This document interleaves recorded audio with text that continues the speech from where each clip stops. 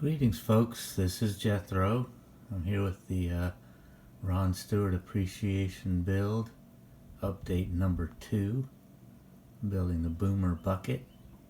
It's coming along pretty well. Got quite a bit done on it. There's actually a pretty good model. I've got no complaints over it, really. It's all goes together very well. Some of the instructions are a little vague, but it's not that hard to figure out. Front suspension is got some pretty intricate parts. It is a scale 3, so they kind of let you know you got a little bit of work to do there, but other than that, it's really gone together pretty well. Got the interior all done up. Nice little gauge decal they give you with it. Got the engine all done up, wired up.